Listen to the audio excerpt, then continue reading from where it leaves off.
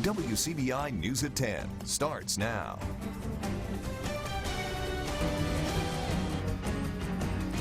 Good evening, everyone. Thanks for staying up with us tonight. Columbus police released video of an incident that led to an officer's suspension.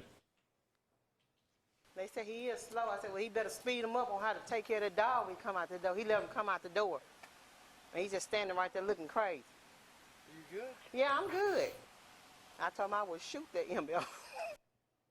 That's Corporal Tabitha Harden describing an incident with a dog and a young boy after answering a call in East Columbus back in February. This is Harden's body camera footage obtained through a Freedom of Information request. You see the dog come toward her and Harden falls to the ground. Later she says she kicked the dog before it went back in the house. Harden can also be heard saying she would shoot the dog. A city spokesperson says the officer belittled the teen and cursed at him. Mayor Robert Smith broke a tie Tuesday night to suspend Harden 3 days for the incident. Columbus police arrest 5 people today in connection with a carjacking and armed robbery. Keontae Macon, J.R. Edwards, Monroe Richards, Montavious Williams, they're all charged with armed robbery and armed carjacking. Valencia Taylor is charged with hindering prosecution. A mugshot of Macon was not available today. All 5 suspects remain in jail tonight. A stolen truck was crashed into Friendship Missionary Baptist Church early Wednesday morning. Columbus Police Chief Fred Shelton says the 4 male suspects got into the victim's truck at Walmart on Tuesday night. Investigators believe during the ride, a gun was pulled and money demanded from the victim. The victim was later dropped off and the truck was taken. Police spotted the stolen truck and gave chase before it crashed. We have new developments tonight in the week-long fight over Mississippi's share of the Federal CARES Act money. The legislature will basically move forward as planned, but lawmakers and the governor have found some common ground, including a desire to get relief to small businesses. A week of back and forth is seemingly coming to an end. Mississippians don't need to see their political leaders fighting in the middle of this crisis. Governor Tate Reeves invited Lieutenant Governor Delbert Hosemann and Speaker Philip Gunn to his home Wednesday, where they found some common ground. The conclusion that we have reached is that the legislature will appropriate the dollars in conjunction with the governor administrating those dollars. So what about the bill that passed last Friday, where the legislature was asserting spending authority for the $1.25 billion in federal CARES Act dollars? At his request, we are going to hold the bill that we currently have pending before the Mississippi legislature. I'm going to ask my senators to hold that bill for a few days here, as the governor said. And the purpose of that is for us to reach an agreement on going forward on a plan. While we may be holding that bill, we're not holding our work. Reeves says he'll be closely involved in the process and for now thinks this is the best path forward, adding he's never cared who had control, but rather the speed of getting the money out. What I would say to the people back home is, given where we find ourselves today, Thursday, I have made a determination that the best way at this time to get money to the people who need it is to make the decision that I've made yesterday to reach out to the Lieutenant Governor and the Speaker and find a solution. Courtney Ann Jackson, WCBI News. We've had a quiet day weather-wise. Temperatures now cooling down into the 50s and low 60s. The wind reasonably light, switching more to the southeast, but you probably noticed the clouds coming in this afternoon and this evening. We are watching those clouds right now move across our region. Just some ground clouds showing up. No moisture falling from those clouds. Now, tomorrow we are looking at temperatures mainly in the 60s. Upper 60s will do it here in many spots for our Friday. Now, let's talk about those rain chances. We do expect to see a batch of showers and thunder showers come on in later on this evening and tonight. Some of that will continue into our Friday here. A big system moving on through. Winds will be a problem. It looks like we may see some wind gusts over 30 miles per hour on Friday. We will clear all of that out for the weekend. Things are looking good. More on that 7-day forecast coming up. Their buildings may be closed to little readers, but children's librarians at the Starkville and Columbus Lowndes Public Libraries haven't forgotten the kids. Stephanie Poole has more on how summer programs are going high-tech to reach those budding bookworms. Reading is such a fundamental part of every child's development. That's why local libraries are connecting with students to make sure they don't fall behind. Today we're going to read The Miller, the Boy, and the Donkey. Lorraine Walker is a children's librarian for Starkville Public Library. She says her department created a virtual reading program. So many things are up in the air for the kids. School, you know, just their regular things are not available and things are different.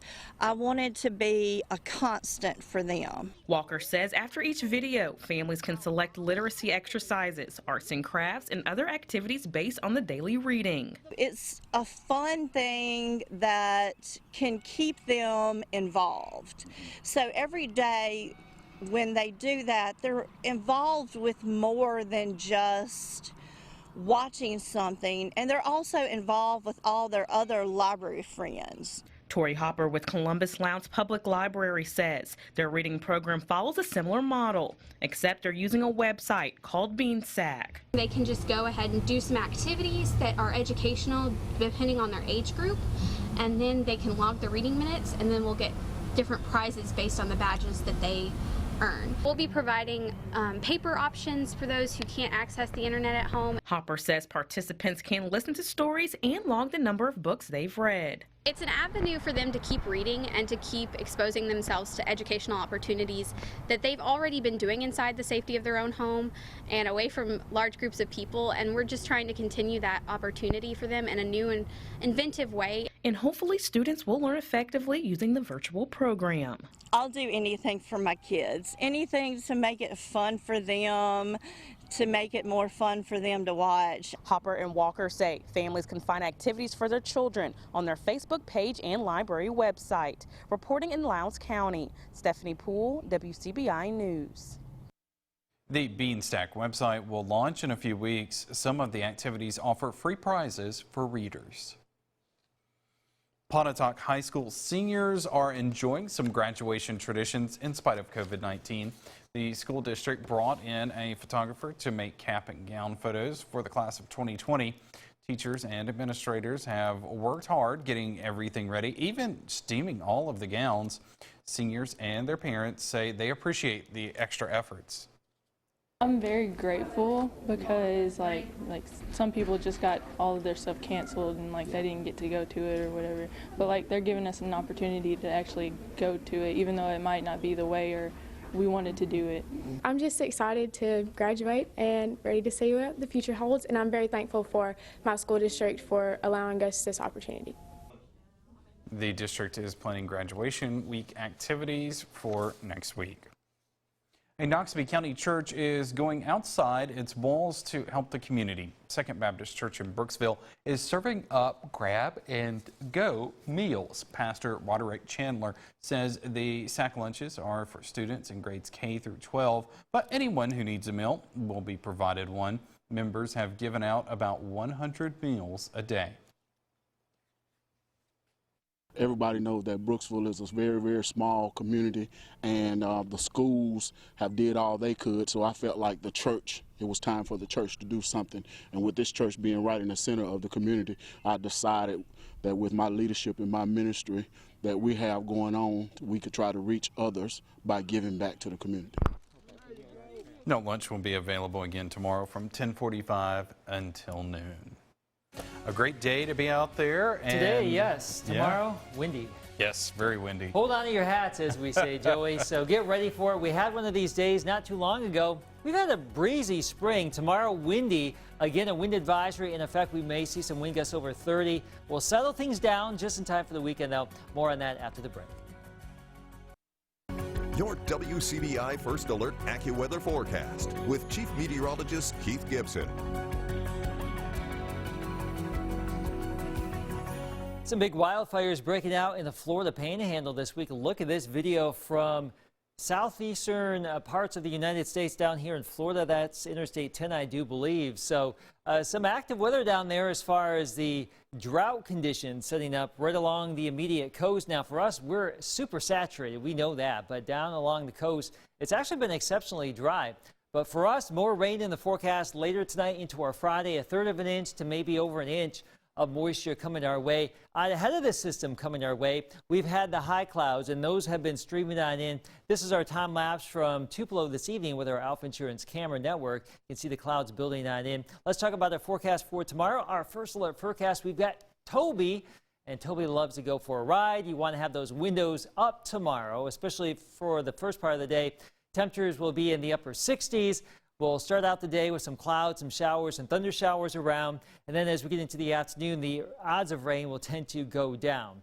We are watching showers and thunder showers in Arkansas, more batches of rain here in Kansas and Oklahoma. All of this is coming our way, so some of this will move in late tonight. Some of this will continue into our day Friday. So let me show you this hour by hour right now. Fairly quiet, but as we get into the wee hours of the night, we'll likely have the first batch of rain arrive. There could be some thunder and lightning in this. No strong, no severe weather expected for our Friday, so don't worry about that. But there will be some rain around. Temperatures will be climbing into the low 60s by midday. In the afternoon, once we start to break up some of those clouds, probably more in the way of mid and upper 60s across our region. Going into tomorrow evening, all of that will go away, so the clouds will clear out. The wind is going to be an issue, as we talked about, but the clouds will clear out tomorrow night. Low 40s and upper 30s as we start out our Saturday.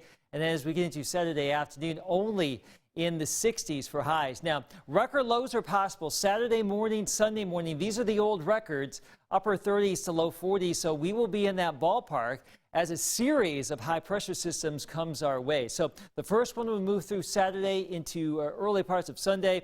We'll have another weak cold front move through on Sunday. That will move through dry. And then another area of high pressure comes in for early next week, and that will keep us rain free once again. So it's going to be pretty nice here for the next couple of days here. Oh boy. Let me see. Do I have my 7-day forecast here? Bear with me here, folks. I think I added the wrong graphic into the show here, so bear with me, folks. There it is. Look, the magic of television. There's your AccuWeather 7-day forecast. We got that rain and thunder tomorrow. Pretty nice weekend. Mother's Day, of course, Sunday. And then next week, we're in the 70s Monday and Tuesday. 80s return Wednesday and Thursday. Joey, take it away. Live television, what you going to do, right, Keith? All right, if you're a fan of wine in California, then get your taste buds ready. Scott and Bobby are talking wines from Santa Barbara in tonight's Uncorked. Now, we should note that tonight's episode was shot before social distancing rules went into effect.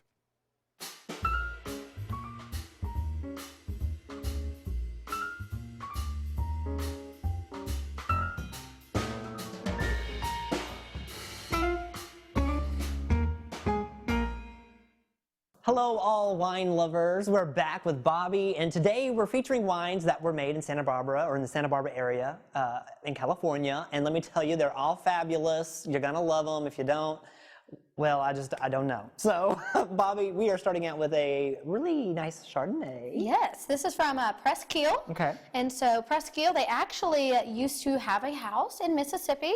Really cool. So we got some Mississippi ties to this. I love it. Their house was destroyed during Hurricane Katrina. You hate to hear that, because Hurricane Katrina, it's still, I mean, it's been what? How many years? Just, what, 10, 12? Or, I'm trying to think. I was 16 when it happened, so I'm not really good at math. But anyway, I mean, it's still impacting people, so you hate to hear that. But they're still making this wine. Yes, and it's very cool climate. So they don't use a lot of new oak, so it's not super buttery. It goes really well with food. It's very light. I really like it. And this one here is one of my favorites, Love You Bunches. I've actually came in to get this wine because it's so good. Yes, nothing says Love You Bunches like Carbonic Sangiovese. So it's an Italian varietal that Peter Stoltman and Jessica Stoltman are growing out in Lompoc, California. And I love their wines. I went to Mission Santa Barbara. They had a zip line, and that's probably my favorite experience of the whole time. Did you get a zip line and I was one of the only people that did it.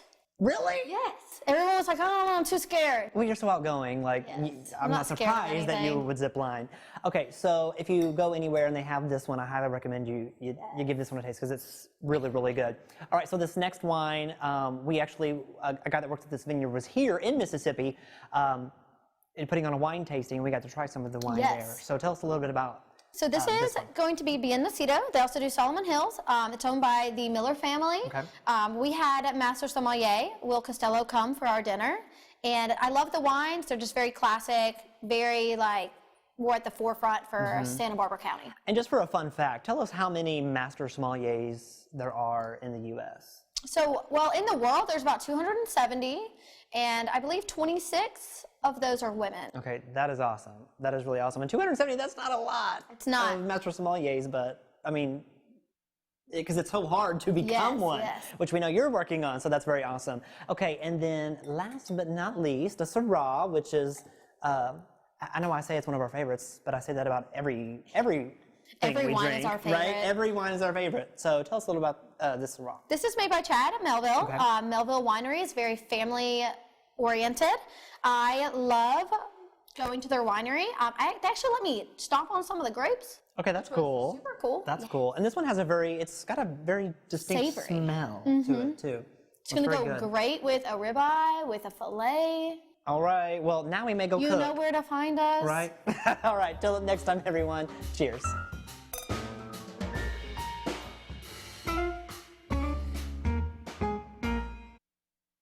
Welcome back, everyone. Shingles can be painful and inconvenient, but there are treatments to ease symptoms, and for some people, there's even a way to prevent the disease. Here's more in tonight's Health Talk with Baptist. Hi, I'm Dr. William Rosenblatt, part of the internal medicine team at Baptist Memorial Hospital at Golden Triangle. And tonight I'm going to talk to you about the treatment for shingles. Treatment for shingles is aimed at reducing the effects of the virus, as well as pain management. There's several medications that can be used, and your doctor will discuss the best treatment option for your particular situation. The vast majority of cases of shingles can be managed just at home.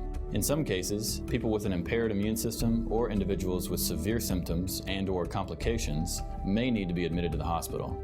Antiviral medications are used against the varicella zoster virus. These medications help shorten the course of the illness and decrease the severity of the outbreak. They're most effective when you start them within 3 days of the first appearance of the rash. Pain medication can be used to help relieve discomfort caused by the rash, which can sometimes be severe. Over-the-counter antihistamine medications may help with localized itching. Topical calamine lotion can also be applied, and a cool, wet compress against the rash can also sometimes be soothing. The shingles vaccine is recommended for adults age 50 and older, whether they have already had shingles or not. The shingles vaccine is now a 2-part vaccine series, and it's about 98% effective at preventing shingles. Although some people will develop shingles despite the vaccine may reduce the severity and duration of the outbreak. Join us next time for Health Talk with Baptist. Mail your topic suggestions to healthtalk@wcbi.com. Health Talk has been brought to you by Baptist Memorial Hospital, Golden Triangle. Mississippi State men's basketball is giving the gift of tournament play this season. More information on that next in sports. Your WCBI Sports with Courtney Robb. Mississippi State men's basketball continues to plan for the upcoming season. That all starts with the schedule. Per MSU Athletics, the Bulldogs are set to compete in the Holidays Hoops Gaming Tournament in Atlanta. The tourney takes place on November 27th and December 12th. Ben Howland's squad will play that December 12th date, a Saturday, against the Dayton Flyers. The Bulldogs are one of 5 SEC teams to compete in the Holiday Tournament. The December quadruple header also features Auburn versus Memphis, Alabama versus Clemson, and LSU versus South Florida. The tournament kicks off on that November 27th date with a matchup between Kentucky and Georgia Tech. Broadcast schedules for these games will be released at a later time. In JUCO news, East Mississippi Community College announcing that cheer and mascot tryouts will be conducted virtually. Tryouts will run from May 8th through 5 p.m. on May 15th. Anyone interested in trying out should send a video submission to cheerleading head coach Laura Posey at lposey@eastmississippiEastMS.com. For cheer tryouts, video submissions should include challenging standing skills, running, tumbling passes, and advanced stunts. For mascots, video submissions can include video from past sports seasons or an at-home skit. For more information on tryout guidelines, you can visit EMCC Athletics website, www.emccathletics.com. Fans are ready for live sports again. even if games are closed to the public. In a survey conducted by ESPN with 1,000 people, 65% said they would watch sports without fans in the stands. That number rose to 76% when participants were asked if they would watch a game where athletes were kept in hotels and contact with others was closely monitored. Live sports games have been canceled for weeks because of the coronavirus. Many leagues are now weighing options on how to return as states start to reopen. One thing that is for certain in the league schedule, NFL teams will not play any games outside of the U.S. this upcoming season. The league made the announcement Monday saying it wants to focus on the well-being of players and personnel. According to the NFL's website, one game was supposed to be played in Mexico City, and 4 games were supposed to be played in London. The Arizona Cardinals, Atlanta Falcons, Jacksonville Jaguars, and Miami Dolphins were set to be home teams for international series games. But now that's not happening. The NFL said it hopes to return to having international games in Mexico and the United Kingdom in 2021. That's it for sports. We'll have more for you when we come back. Stay with us.